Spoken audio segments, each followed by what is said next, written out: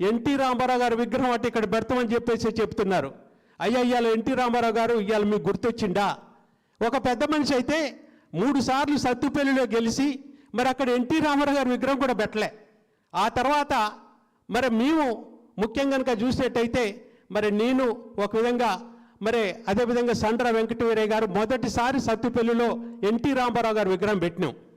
అదేవిధంగా చూసినట్టయితే ఖమ్మంలో కనుక చూసినట్టయితే తెలంగాణలో ఎక్కడ లేనటువంటి ఎత్తుగా మన అందరి హృదయాల్లో ఉన్నటువంటి ఎన్టీ రామారావు గారిని అంతే ఎత్తులో ఉండాలని చెప్పి 60 ఫీట్ల విగ్రహాన్ని మరి వాళ్ళ ఖమ్మంలో కూడా పెట్టాం. ఆ రోజున నేను ఎంపీగా ఉన్నాను, పువ్వాడ గారు ఎమ్మెల్యేగా ఉన్నారు, మంత్రిగా ఉన్నారు.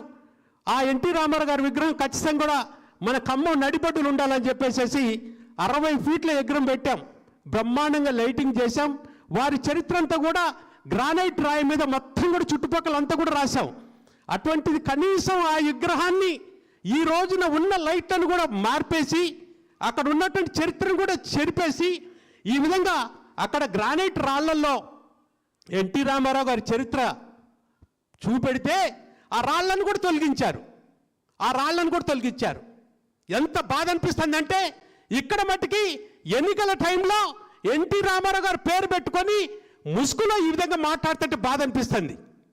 కనీసం ఇవాళ ఖమ్మంలో ఎన్టీ రామారావు గారి విగ్రహం అయితే ఉందో వెంటనే ఏ రాళ్లనైతే మీ టైంలో మీరు పగలగొట్టి ఎన్టీ రామారావు గారి చరిత్రని చెరిపేయాలని చెప్పేసి వారి చరిత్రని మేము గ్రానైట్ రాళ్ల మీద చెక్కిస్తే తీపిచ్చారో వెంటనే ఆయన కూడా పెట్టండి. మీకు సిద్ధసిద్ధి ఉంటే అక్కడున్న లైట్లన్నీ కూడా మొత్తం కూడా తొలగించారు.